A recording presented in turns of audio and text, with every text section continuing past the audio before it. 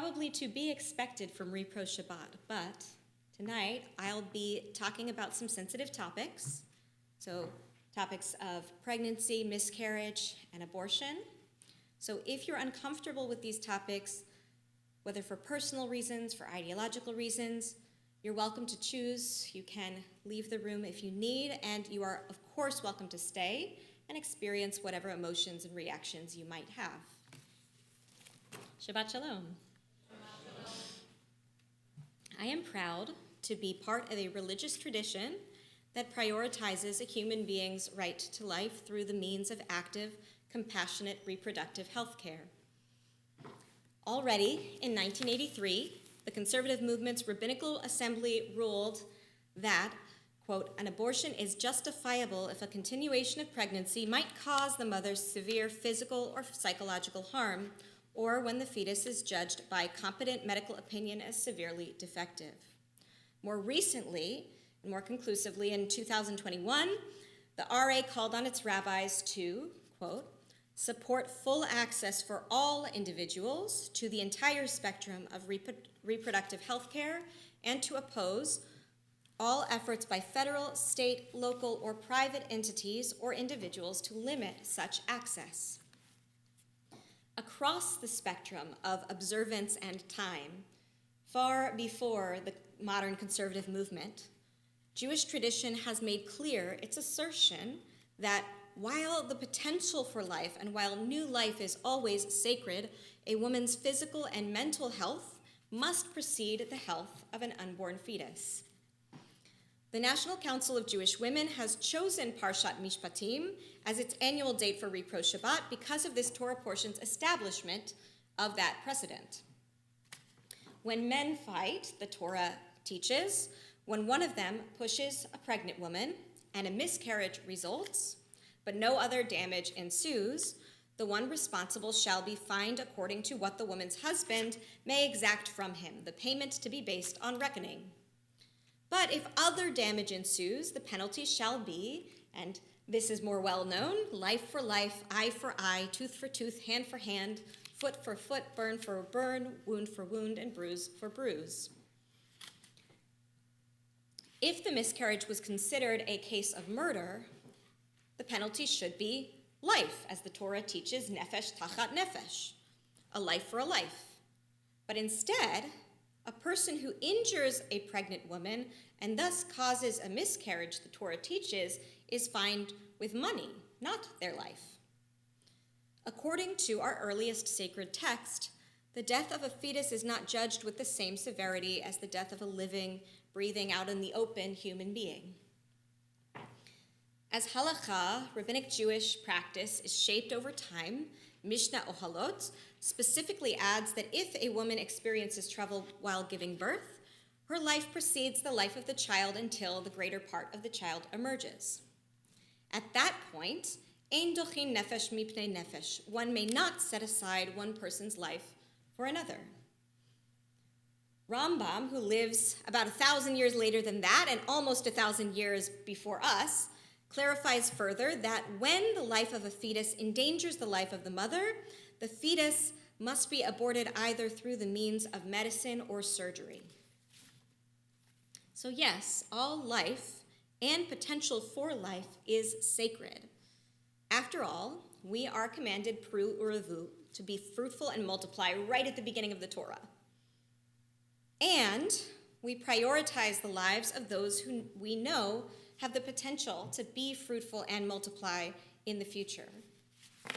The Jewish people, a people who are commanded to live by our mitzvot, v'chai bahem, and to choose life, show that the affirmation of life by protecting those whose lives are already fully affirmed.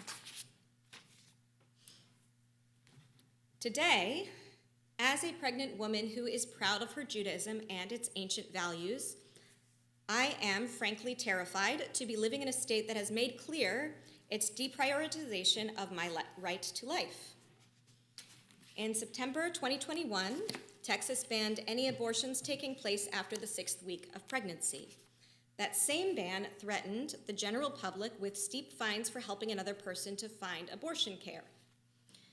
When the Supreme Court overturned Roe v. Wade the next year, Texas already had a trigger law in place to make any abortion, regardless of gestation period, fully illegal. In the 2 years since, the results have gone far beyond the aim of discouraging and criminalizing elective abortions.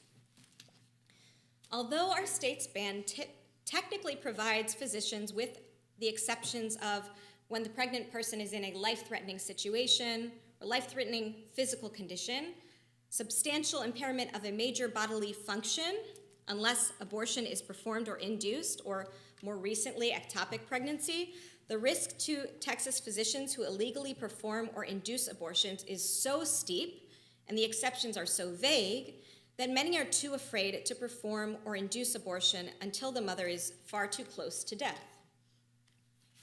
Physicians who perform illegal abortions may be fined with up to $100,000, 99 years in prison, and loss of their medical license. Since September 2021, Texas hospitalizations for the sake of sepsis occurring as a part of second trimester pregnancy loss have increased by more than 50%. Multiple legal cases have been brought against the state by women who either were left in critical condition, had to carry a fetus with no viability for life full term, or lost their ability to reproduce, all as a result of unnecessary delay of abortion procedure.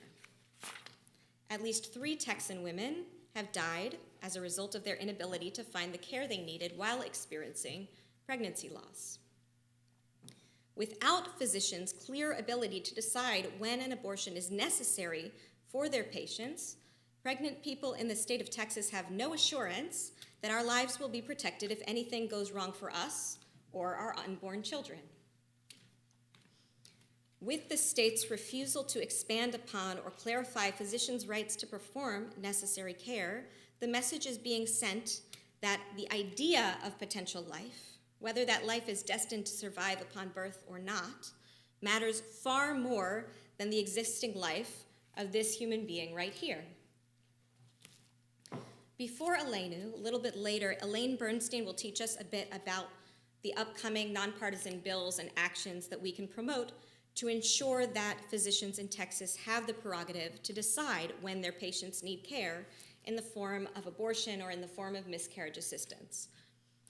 In support of the lives of the women who in need of care, in addition to writing to our representatives, we have the ability to support nonprofits that are doing the real work to fight for that care. While NCJW and other organizations work in the fields of advocacy and education, organizations like the Truth Pregnancy Resource Center offer more boots-on-the-ground services to people in immediate need of care, from offering counseling and information to providing medical support to those already experiencing miscarriage, to providing neonatal resources for those who do give birth, like diapers and wipes. Perhaps the simplest thing we can do is to keep talking about our Jewish insistence on the preservation of life and how that translates practically when we talk about reproductive health care. When we talk about reproductive health care or reproductive justice, we are talking about a whole lot more than the right of a person to choose whether or not and when they reproduce, although those choices are vital in themselves. When we talk about reproductive justice, we are also talking about a woman's right to live long enough to keep reproducing. We are talking about her right to be in good enough mental and physical condition to take care of the children, the students, the partners, and the loved ones that she has already been tasked to take care of. And of course, we are talking about her right to be seen, to be heard, to be cared for as just one more individual made B'Tselem Elohim, in the image of God. Shabbat Shalom.